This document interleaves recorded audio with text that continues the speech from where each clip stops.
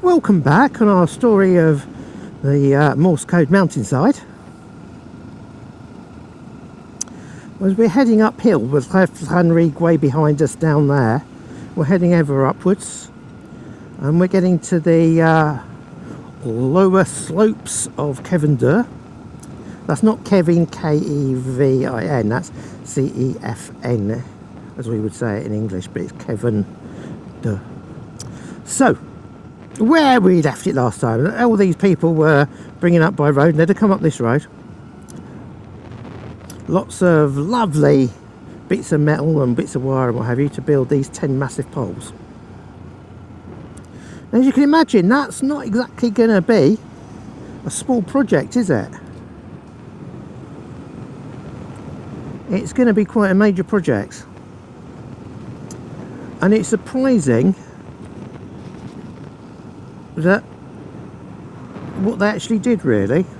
Out towards there's the Irish Sea, etc. And the aim was to be able to communicate to people a long way away.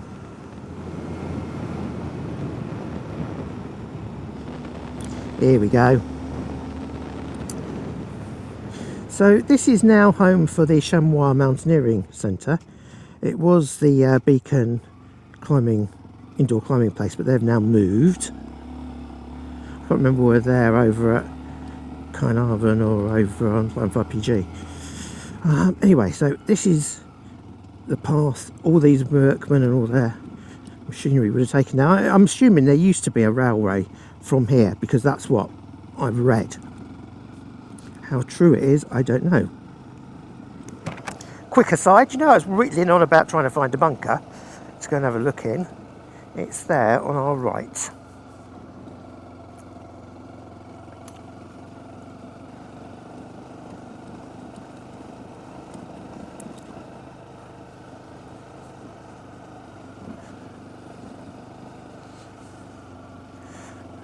So as you can see, we are approaching a rather large white building. This is Marconi Hall, now home to the Chamois Mountaineering Centre.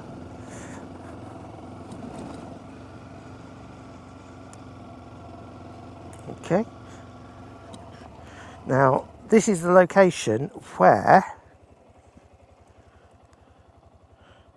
all the workers used to live. People that built the site, worked on the site when it was in operation, and also guards to guard it, because it was obviously used for military purposes as well. Now, as I understand it, up here is the building which would have been the operational base. Now, this is now private. I can't go any further. Okay. So we can't go further than that, but behind those trees is where the hut was. All the way up the mountain that we can't really see is where these massive masts were. 10 lots of 400, oh God, 10 lots of 400 foot masts. Now, I've looked at Ordnance Survey map. I'll see if I can get us closer to what's the name of the place? Closer to Cefn, and we'll see if we can show you what was there. There may be some remnants. I'm led to believe that I might be able to see some remnants.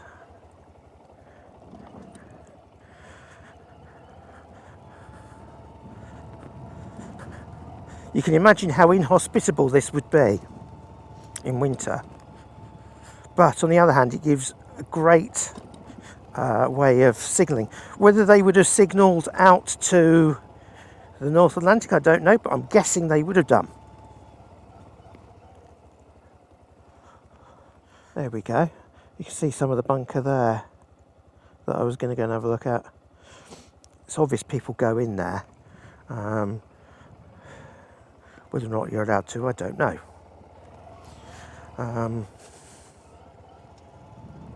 Yeah, and at one point, when they lost, Britain lost the use of one of the transmitters on the west coast of Ireland, this became pivotal and a major source of communication signals. So it played a massive role. But it wasn't just playing a massive role, it was at the nurturing of what was an amazing technology.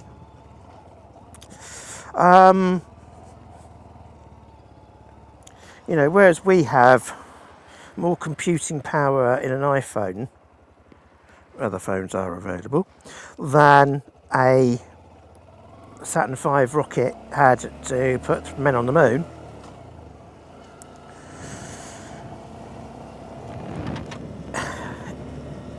Those days, just the fact of speaking or communicating long distance was fantastic, and it was done by Morse code. You know, people hear things like dit dit dit da da da dit dit dit, and they sort of laugh and joke about it, but that is how it was done. And just to give you an idea, here is something that sort of shows how it even was in the mainstream consciousness of being how wonderful this ability to communicate by wireless means were.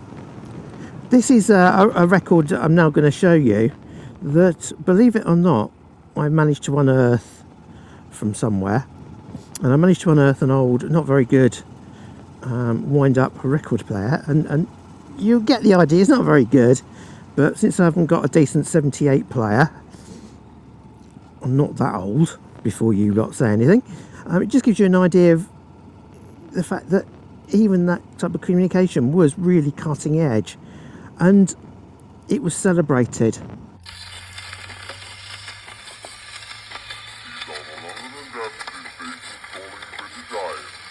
We are now taking road to the offices of the Daily Mail, where you will hear yesterday's paper in the course of preparation.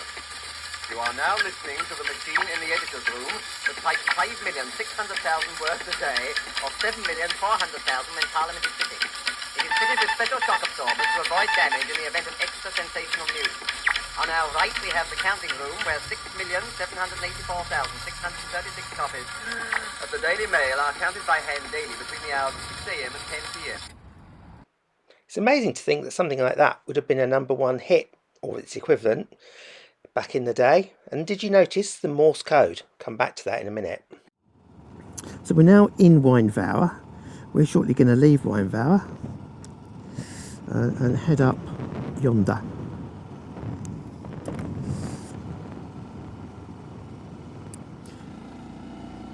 Now, if I was in the mood, this would take me straight back to Llanberis. There's a cracking green lane.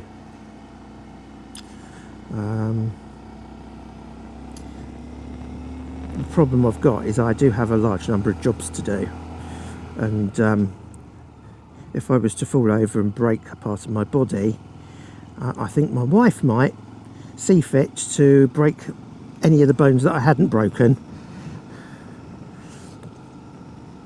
for dumping her in it. So I'm going to try and be a bit careful today.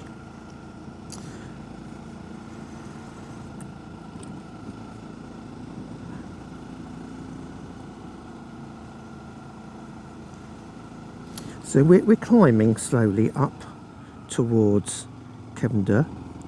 So this will be eventually Llanberis. I don't really want to risk bad weather, but there we go. Honestly, we're in the middle of bloody nowhere and there's some other vehicle And we've got mountain bikers by the look of it.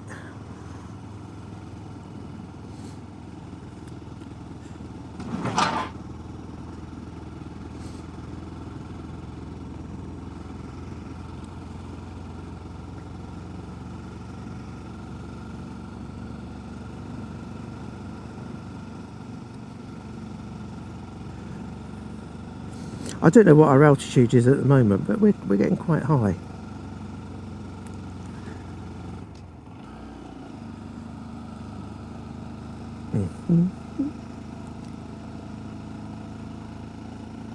So what am I on about anyway? I keep whittering on, but I've not really got to the point of this.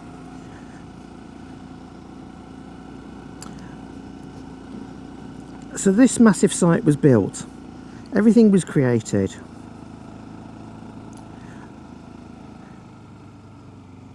And eventually there was a landmark event that took place. It's not that I'm after. A landmark event took place.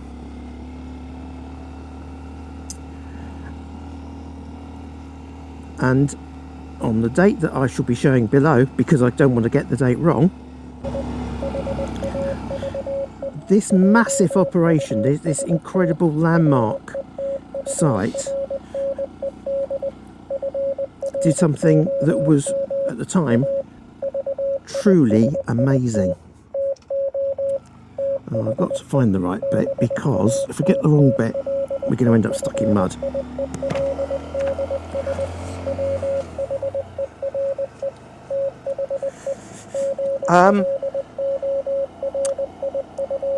A progress report was sent from London regarding certain staging hostilities in World War One.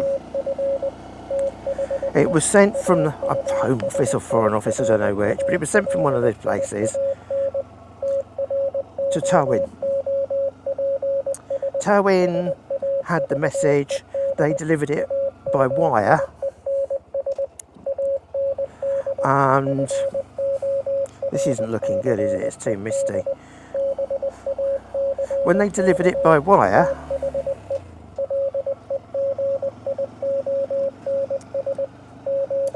it arrived down at the hut behind the trees that I couldn't show you near the Marconi Hall.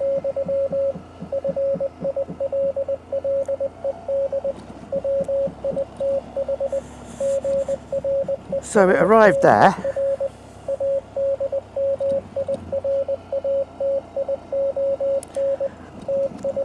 I'm assuming it was put into Morse code because that's the way they transmitted in those days.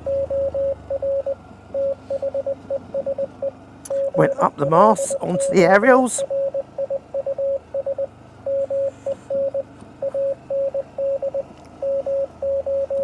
And a short while later, it arrived at its destination,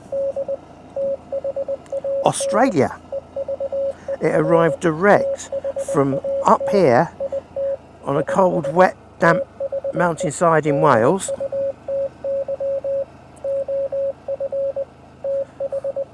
and then went all the way to hot, sunny Australia. There's still a little museum down there, as far as I understand, in Australia, where it was received. And that was the first direct message sent wirelessly from the UK to Australia. It was over a massive distance. They'd previously done signals all the way to the US, as you can imagine, if they were doing shipping.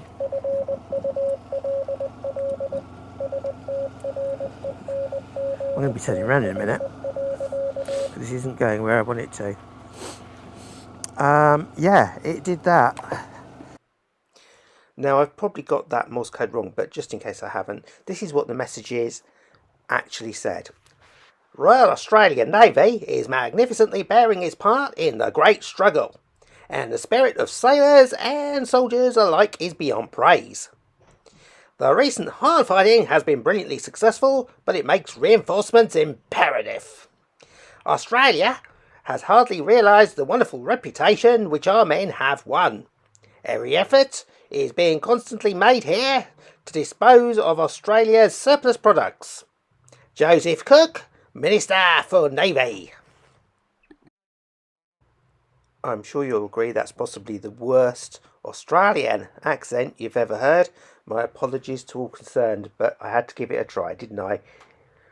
Sorry. For a full definitive history of this site, Marconi's Carnarvon Station 1914 to 1939 by John Rowlands is an excellent and very detailed read. I found it absolutely fascinating. I heartily recommend it. I got it on Kindle on Amazon.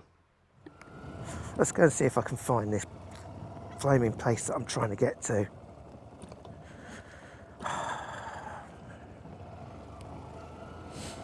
Yeah, it was a landmark event in the history of communications globally.